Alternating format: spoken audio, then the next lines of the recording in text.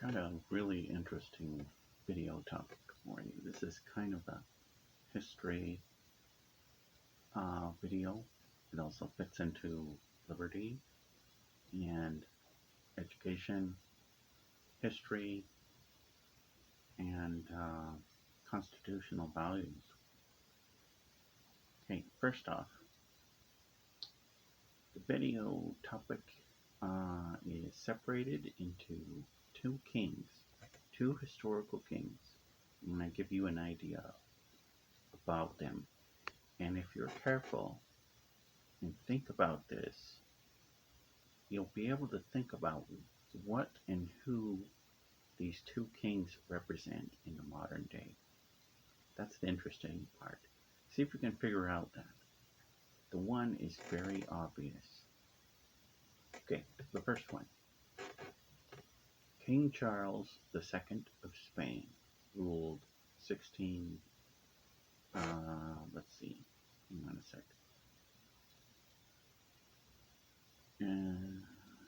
Ruled from 1665 to 1700. He was a Habsburg, not a Spanish person. Okay, the Habsburgs were the leaders and rulers of the Austria-Hungarian Empire.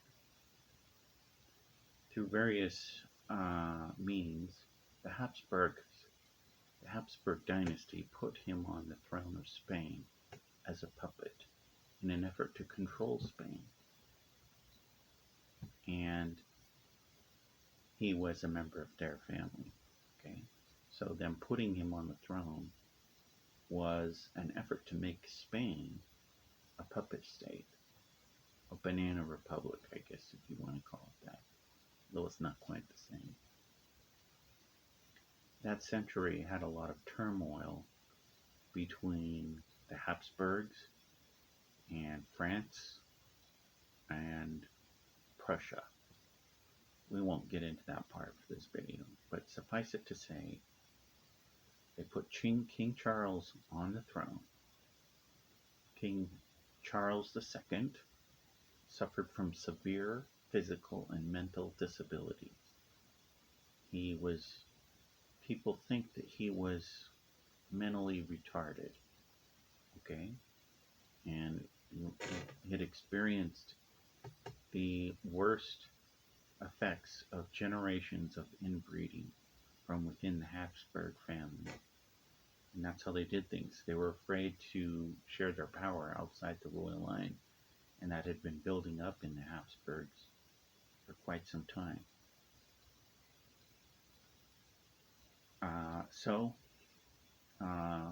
His problems were from inbreeding. He had physical deformities. He had an unusually large and weirdly shaped head, cleft palate, and underdeveloped genitals, supposedly. He was also very short and lame. That's just his physical deformities. He was cognitively impaired. He was mentally retarded. He had significant cognitive disabilities. He was described as being short of wit also and incapable of making rational decisions. He had other health problems also, including epilepsy and digestive problems, and he was bedridden for extended periods. So those are kind of the explanations on him. Now, does that sound kind of similar to somebody? I'm not trying to make any fun. This video is not making fun of anyone, and this is sad. But what's more sad and why we're doing this is to show that people suffered when you have a bad ruler. Okay? That's why this fits into constitutional values. Some people want to do good. Some people want to be bad. Some people have gifts and skills that they could use to help others. Other people are lacking, and trouble happens, Now,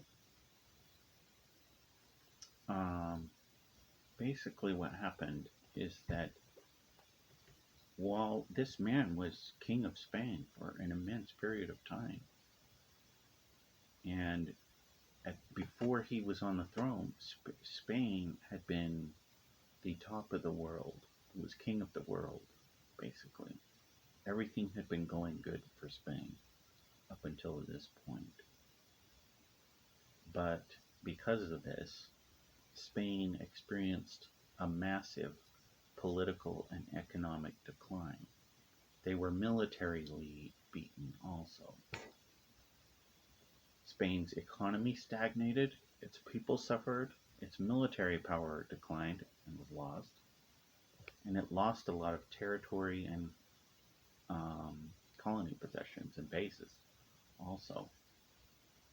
Uh, the number of people that suffered because of having someone on the throne who was incapable and mentally incapable of ruling caused immense suffering. We'd be unable to tell how widespread the effects are to get an actual number figure, but everything in the country or associated with it suffered because of this guy being on the throne who was uh, incapable of both being a governor, incapable of promoting and building the stability that the country needed. And part of why this is worth listening to and why this needs to be paid attention to is there's still people like this. People who are too old for office and are not stepping down. Okay. Now, to give you an idea, there were several major military conflicts during King Charles II of Spain's reign.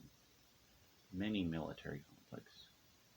And you can kind of see how this would have been invited by a power vacuum. Okay? When there's suddenly nobody in charge, chaos ensues. Everyone else is seeing a chance to become the next king of the world. Spain was at the top. And by having somebody inept and incapable on the throne, the other powers saw a chance to fight over it, and that caused more suffering. First, this is just some of them. Battle of Saint Denis, 1672. Significant defeat for the Spanish during the war. War of the Palatine Succession, 1688 to 1697. Also note how many of these wars lasted for quite a while. They weren't immediately decided they would take one. Battle of the Maastricht, 1693. Spain's position was unstable for them. War of Spanish Succession was a civil war that broke out after he died because he had left a power vacuum and a lack of heirs. People died and suffered in his country because of it. Other wars were caused after his passing also in the power vacuum, such as Battle of Blore Heath, 1704, Battle of Ramillies, 1706. Okay? Basically, all of this person's time being on the throne caused immense suffering for his country, and it caused a massive decline. Now, to show you a different king, this is the second king. And this is not from the same country, and that doesn't matter. The point isn't which country, but the contrast in someone that did bad and was selfish and someone that did good. Okay? King James the First of England, 1567 to 1625. King James the First of England is known for commissioning the King James Version of the Bible. He also wrote and published several documents during his reign. Here's a list of some of the things he had wrote. First, The True Law of Free Monarchies, 1598. In that document, he advocated for the divine right of kings and asserted that monarchs are chosen by God and should be free from challenges to their authority. I do not agree with that. It's completely false, but, he published something. Second one, the Basilicon Doron, 1595. This document was supposedly written for his son Henry, outlining the responsibilities and qualities of a good king. It emphasized the moral and ethical duties of monarchs. It is supposedly said that this document um, encouraged and gave the idea that monarchs should care for the well-being of their subjects. He argued that a ruler should govern with justice, wisdom, and a sense of duty to improve the lives of the people. Now that's interesting because you don't always see stuff like that. You don't see hardly any rulers promoting the idea that they should better the lives of their subject. Especially in our modern era, what you see is many tyrants making their subjects' lives worse, much worse, and the standard of living going down. The third document King James I of England wrote was A Counterblast to Tobacco, 1604. It's a pamphlet in which King James criticized the use of tobacco and argued against its health effects and morality. Okay, that's interesting because in our modern era we do know tobacco is harmful. We know other things are harmful also. The next one was publishing a book about his own works and acts, promoting his own name. I'm not really interested in that one, but it was in 1616. The next one was a treatise on the sacrament in 1610. It was a theological work discussing Christian faith and the sacrament. Now, I haven't read every single one of these documents. I don't really need to, but the point is, some of the things he did were good. Not everything he did was good. For example, I severely disagree with the idea that of the divine right of kings. That's a bunch of phooey and nonsense. But the King James Bible being commissioned and made, and his hand in helping bring that forth, was absolutely wonderful. That was a good thing. The idea of the Basilicon Doron, of encouraging those coming after him to better the lives of the people, is good also. And so it comes down to, basically, in the modern era,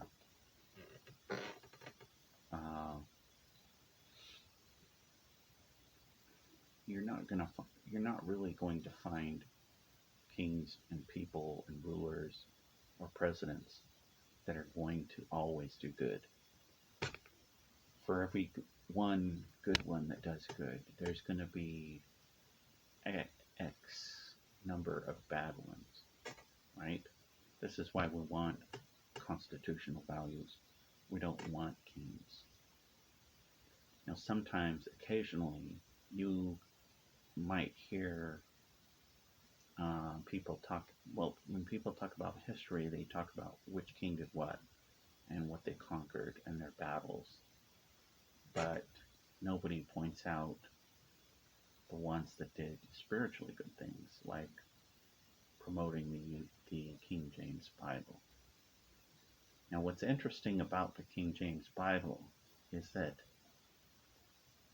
when they put it together, they used every known source that they could for the translation. It wasn't just one source. I didn't know that until later. that they used everything they could, and there was a ton of scholars and people involved in it with the king in setting that up. That means it's a pretty good translation. I'm not saying it's a perfect one, and that's pretty much it for this video. But think about it.